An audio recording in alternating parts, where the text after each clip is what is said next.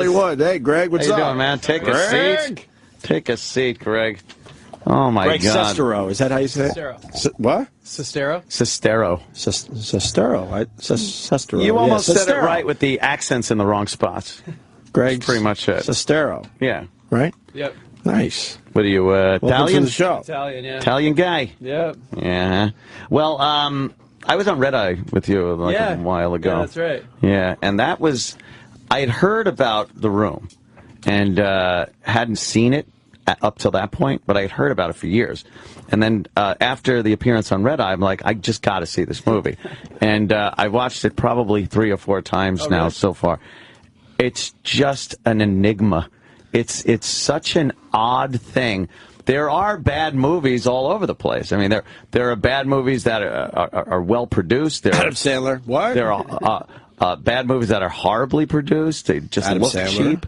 And then there's The Room. And then there's The Room. This thing is like its own animal. For Yeah, sure. yeah. Now, why would you think that would take off and become something bigger than just a bad movie? Because it's made by somebody who sees the world totally differently, who has like no connection to like what normal people think, and that's I think what's original about it. So he's really kind of like the character we saw in the movie. I mean, he is. Yeah, that's him.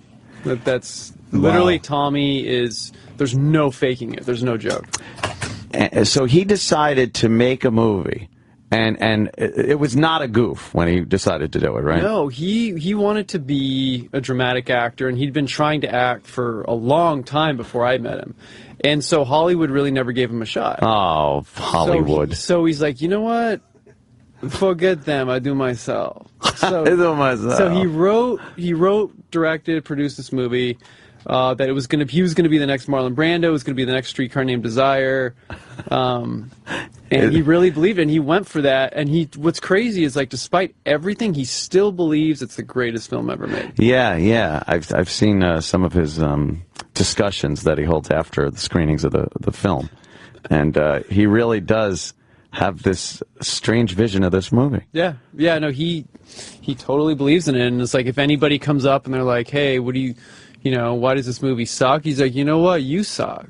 How did he get the funding to make the movie? Was he? I mean, I he guess had money or? Yeah, I mean, before I met him, he was, a successful retail man, and a retail guy. Huh? I guess in real estate. So he had, acquired funds to make his own, make his own movie.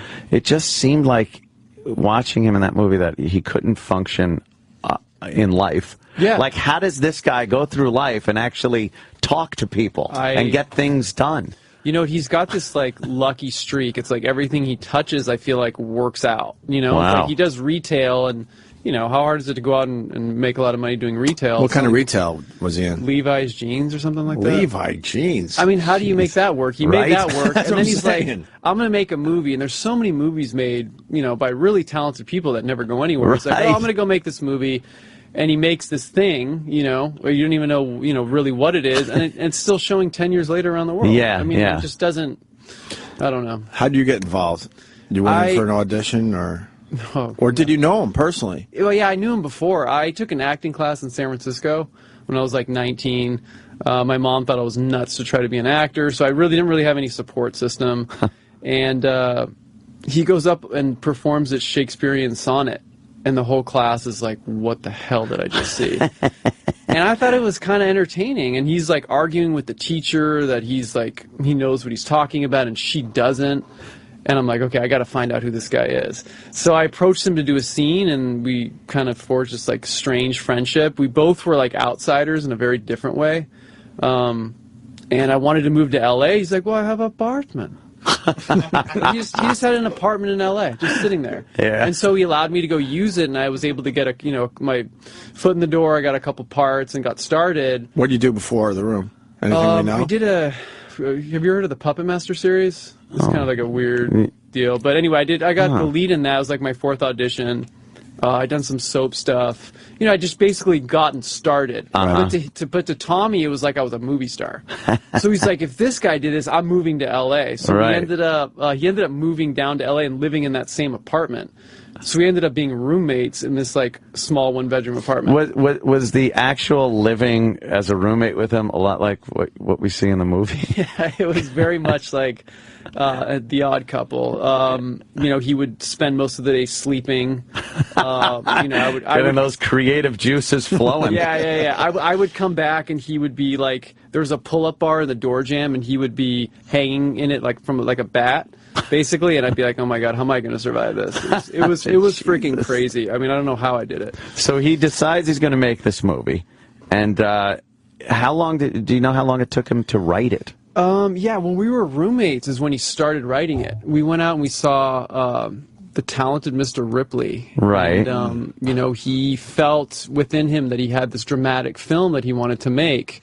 And so we came home that night and he's like, you know what, I would write my own movie. Hollywood will be shocked. And so he started writing it from that point on. And he had disappeared for a while. I didn't talk to him for like 9 months, and he came back with the script completed and ready to go. I read it, and I thought this is just the most incredible thing I've ever read.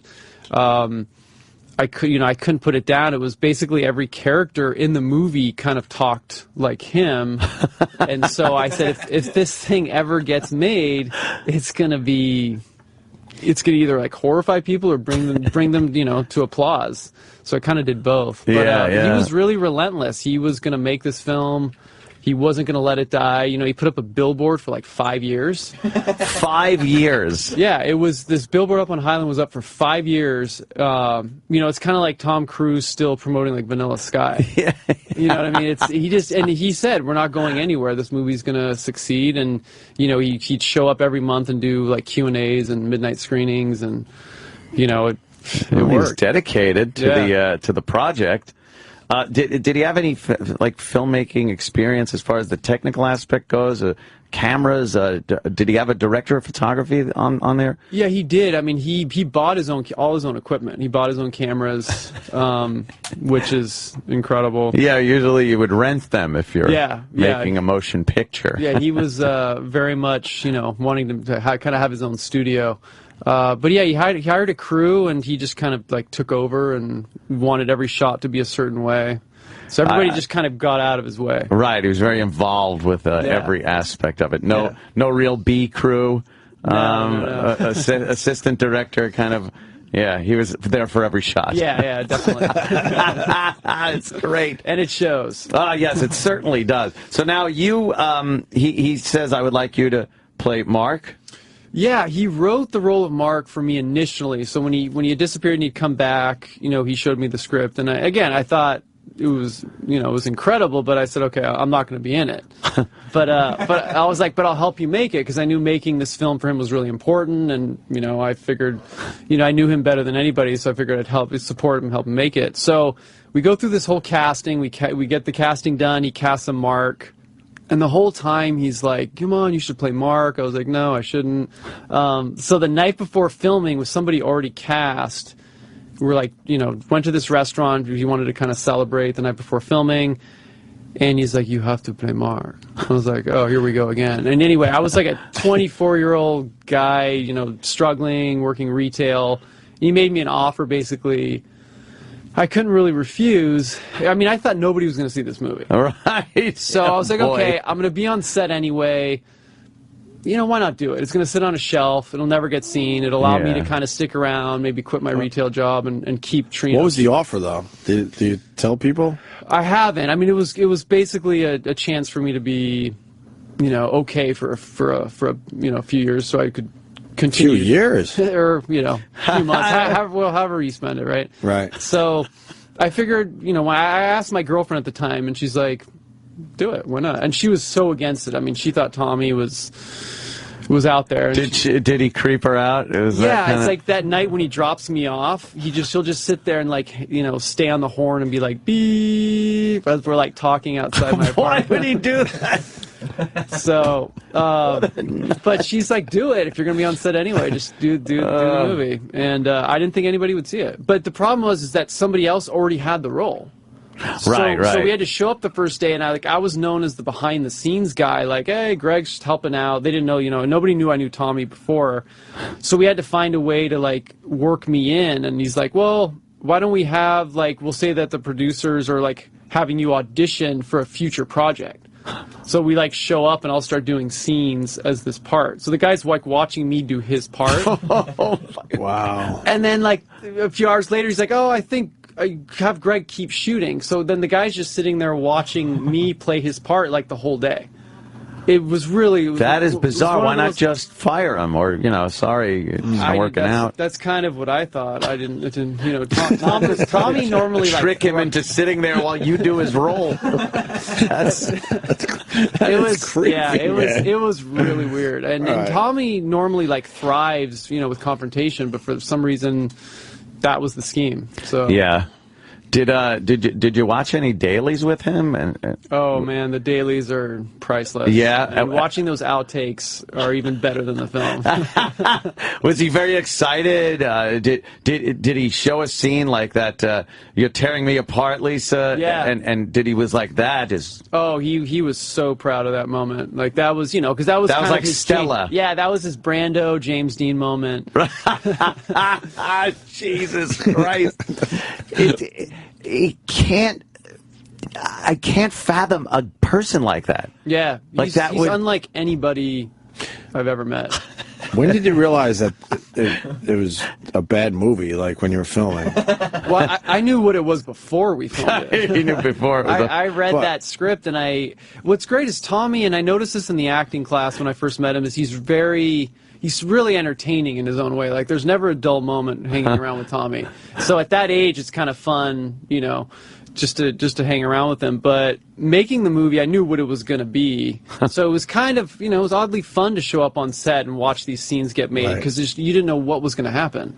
It was just some of these scenes would take days to film, and it was the perfect comedy watching it get made. Yeah. Did you have any suggestions like, hey, when the mother announces that she has breast cancer, maybe that should be elaborated on. Maybe you should tie up that loose end. Or you know what? I was the greatest enabler. I was like, Tommy, do your thing. Like, some people tried to say, hey, why don't we try this or shoot it, this way, have it make more sense. I'm like, no, just let it go downhill. Let it crash. Let it be the perfect train wreck. Just let Tommy do his thing. So I didn't challenge him. I never really challenged him. I just let him be himself. Now, why green screen the rooftop sequences? Wasn't there a way to get on a rooftop and just film it? Yeah, there are a lot of rooftops in LA. Yeah. I think it was part kind of trying to be sci-fi. Like, I think he thought if they used green screen and plugged in a background, it would make it kind of, cutting edge. And kind of, cool. And so, yeah, it didn't, that's just one of the most bizarre parts of the film. Yeah. Because it kind of doesn't really look like San Francisco. When you look in the background, like, you turn one angle and it's like bright sunshine, and then you turn around, it's like, looks like you're in Istanbul. So it's just... yeah. It was... That green screen is something else. It's done very... very poorly. And then the obsession with the football. What is that? You know what? When I first met Tommy and we first started rehearsing for our acting class, I was really into soccer. So this random time we went out and played soccer in Golden Gate Park, and he was like really into it. Another time I brought my football, and so we played catch. And were you further apart in real life, throwing it back and forth? Yeah, definitely. Or were you 3 feet apart from each other, throwing the football? Tommy likes 3 feet apart because then he can hide his spiral. Okay. Yeah. We're watching a scene right now where you're tossing the ball. My God. Yeah, just toss it in the parking lot. He loves to throw kind of like that shot put throw. That's his specialty. Yeah, he doesn't really have a good arm there. Yeah, but he's really clumsy. That's it, I'm done. Great idea, Denny. Come on. And then... Like that was just like, okay, because even it did not advance the storyline. Not much does. No. When I was rewatching that like a few years later, it even fooled me. I thought, oh, that was for like the wedding announcement, but it wasn't. It wasn't. It was just a scene basically in tuxedos, and I know one of the draws for him was he got to call me Babyface, which was the real-life nickname that he had used for me when we were acting class. So it just gets weirder. It really is. Jesus. Can we see this famous? Oh yeah, the you're tearing me apart, Lisa. That's his moment. Yeah. You are lying. I never hit you. You are tearing me apart, Lisa. And he does have a unique look to him. He's got kind of like the rocker vampire look. And what's so great about him is he's gung ho about being the leading man. You know, that's what he casts himself as. We got to play the trailer for the people that don't know The Room. Oh yeah, sure. All right. Sure. Hold on, start it over there. Rated R. Well, sexuality. And the language, a little saucy.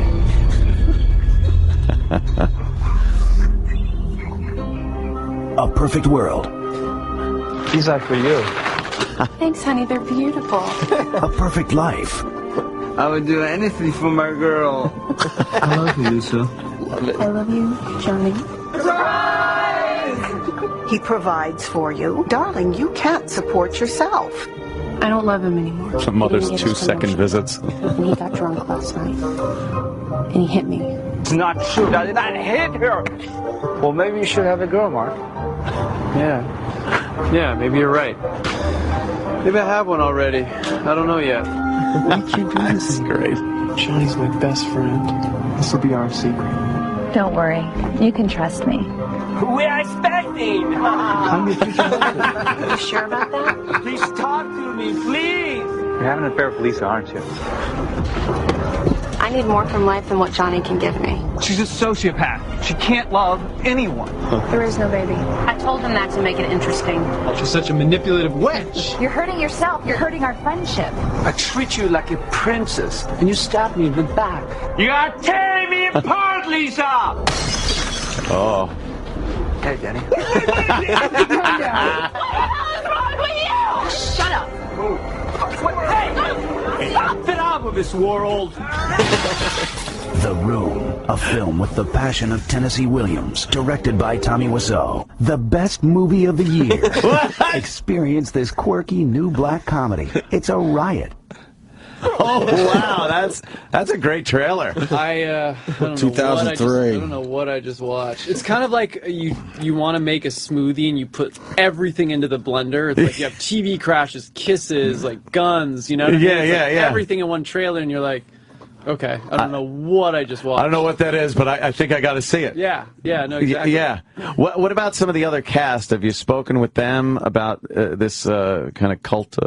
Yeah, take when I on was writing the book, I interviewed and spoke to just about everybody. They're all great. They have a great sense of humor about it. I think we all kind of knew what we were involved in. It's like we kind of have this bond. You know, we went through Vietnam together. So they're all very cool. Yeah, talk about the book. We were promoting that today. I got eggshell in my throat. Sorry. I have eggshell in my throat. After watching that, my throat apart. After watching that trailer. Yeah. Wow. Anyway, The Disaster Artist is the name of the book, right? Yeah. And it's the making of the movie, pretty much. And Yeah. your experience. Kind of, making of the movie and like my journey in LA, kind of my friendship with Tommy, and how that kind of, birthed the film. Nice. Now, what I hear tell about a movie about the movie. Yeah. I think when I was writing the book, that was kind of the vision. I always saw this as a film, right? Because it was just, you couldn't believe that it actually happened. And so there's it's in the process of being made into a film. And who plays Tommy? I think James Franco would make a. James Franco would probably. That's the rumor out there. Yeah. That is the rumor, and that would Seth be Rogen really told good. us. Yeah. Actually, it's going down. Yeah, he's.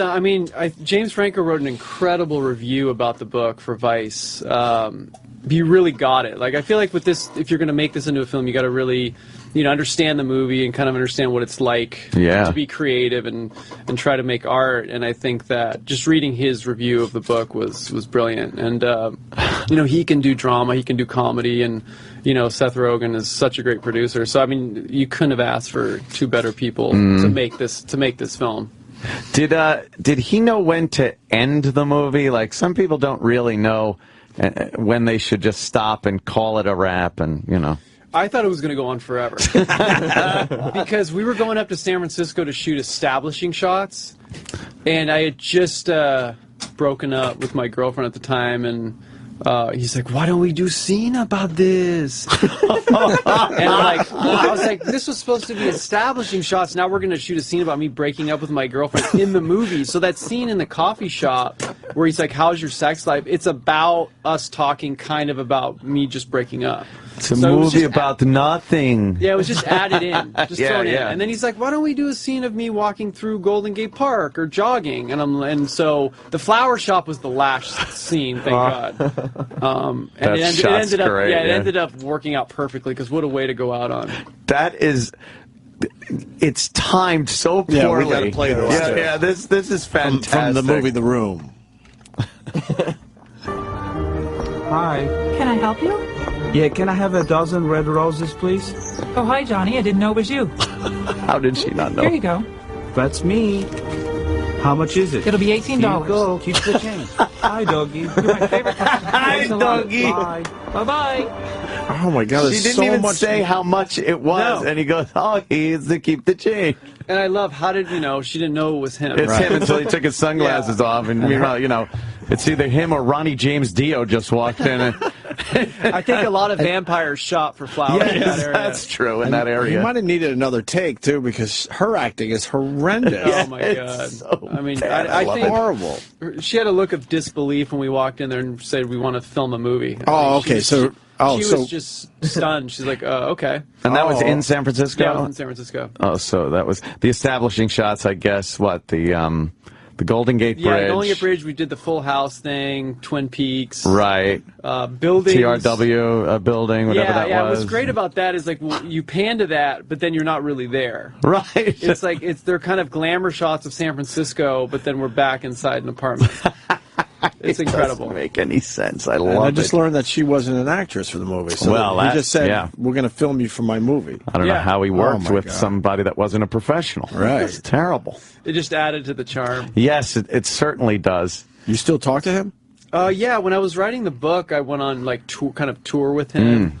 And went around all the different spots and interviewed him and talked to fans and stuff. And so we'll still toss the football occasionally. Toss that football around. He sure does like that. He's gotten better, though. He can. He can throw it now. He can whip the thing a little bit. Yeah. So when the movie was finished, then what? Like, what did he say? We're going to get this in theaters? He had a premiere.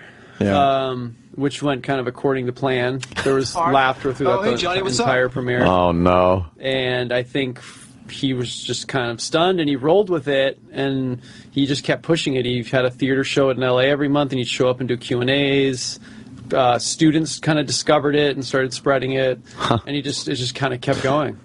That's fascinating, actually. So when he first started that, there was no one in the theater. No. Right? There was these... Did he find friends or somebody to at least go in the theater and check out the movie? There were a couple film students that discovered it in the Valley. And they just started bringing all their friends to it and built this kind of small LA cult base, and then that just kept growing, spreading and spreading. Yeah, because this was before Twitter and everything else. That makes it a little easier to get some shit out there. Yeah, there's a writer for Entertainment Weekly. His name's Clark Collis. He came out like 2008, and I think Tim and Eric took him to a screening. And he's like, it was dead silent at midnight. He pops into this theater, and there's like flying spoons. And he's just like, what in the hell? He said it was like one of the most fun experiences he's had in the theater. So he came back here, and he's like, I got to write a story about it. And so he found out it was being studied in universities. And so he wrote this great article on it, and that's just what kind of blew it up. Wow. And was there some kind of a premiere with a red carpet thing? Did he want to go that route? Yeah, we did that's where he had a premiere at Fairfax in Beverly, which is now has homeless people living in front of it. I drove by it the other day, and I'm like, this is perfect. And so he got like the limo and everything. We had a premiere. And then after that, it just kind of showed once a month, you know, and he would show up and do Q&As, and people would be like, oh, what's your workout routine? And it'd be like, oh, I do Bowflex.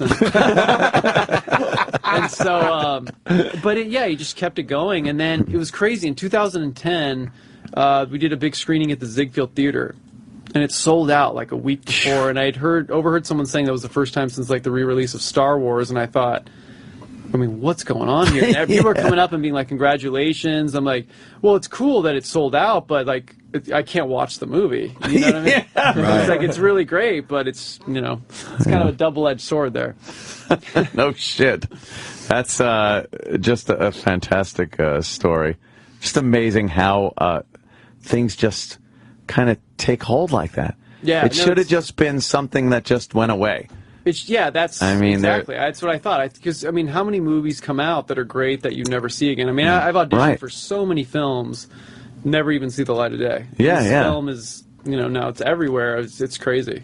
And has he made another movie since, Tommy? He hasn't. I mean, I know he's had some ambitious ideas for new films, but you know, nothing so far. I know he's probably working on it. So, what's his day-to-day life about?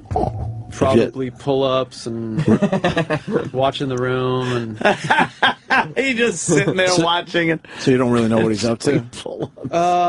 He's just kind of mysterious. You know, you never know. It's so weird. What he's up to. Really strange. It's a great story. And again, what's the title of the book? The Disaster Artist. Yeah, The Disaster Artist.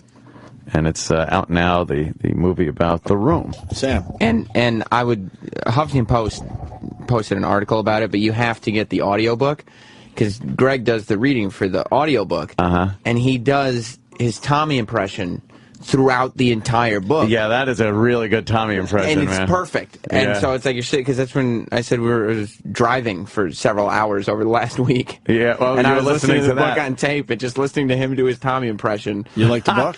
Yeah, it's really good. Yeah, I have it at home. I definitely want to pop it in and listen give to that it, a listen. The bizarreness of the movie is like nothing compared to the bizarreness of just his life with Tommy. It's incredible. Well, give us one. I mean, I got one. Yeah, go for it. Roland gave me one. No, I mean, give us a story. A story? I mean, where do you start? Yeah, like, I mean, right from the beginning when he has this whole scheme of going into a restaurant. Oh, here's a good one. When he meets him in acting class, and he doesn't know who Tommy is, but Tommy, obviously, as he just said, is this guy who was arguing with the teacher, and he's this bizarre dude that was performing this terribly acted scene. And then he goes, okay, I want to be a scene partner. And he picks him up in this beautiful new Mercedes and has the greatest, weirdest conversation about when he should and shouldn't be talking about his car. What? Yeah, like as if he was already famous. Yeah. It's like Tommy was famous before he was famous. Before he was famous. Really weird. And he said it was back to the car. Greg, they wanted to put a scene with the car in the movie. And Greg was like, all right, well, we'll just use your car. Because the shot is only from, like, the side view mirror up. Right. And Tommy goes, oh, no, we can't do that. License plate issues. License plate issues? What does that even mean? It's great. There's a lot. It's great. I'll give that a listen. Absolutely. What a great story, and then man. The movie will be made with Seth Rogen producing it and James Franco playing and what's crazy is that... Wait, who's playing Tommy? Did we figure James Franco is playing Tommy. Tommy. Yeah. Who's playing you? Do you know yet? We don't know. We don't know yet. Okay. But what's crazy is James Franco played James Dean back in like 2001 and did an incredible job. Like every actor wants to play James Dean, and we all think we can do it, and we fail miserably. But he was incredible as James Dean, and Tommy actually saw. He saw the performance that Franco gave as James Dean, really? and actually that was one of the big inspirations for Tommy to show his rear end in the movie. Because when James Franco played James Dean, he did that, and so Tommy's like, okay, if he do it, I have to do it. Wow, full circle. So it's like a full circle. Yeah. That was during the sex scene that played twice in the movie? Yeah, 2 or 3 times. The same. It's the same scene. You got to, after you watch The Room, you have to watch it, like, after you familiarize yourself with it. Yeah. You got to watch it with a new person, because I showed it to Jess, like, 2 weeks ago for the first time, and I made her watch the entire thing. I said, no quitting. And no quitting. She's watching, like, it's like, first she asked the same thing that Greg said people were asking on the set, which is this a porno? No, it's not a porno.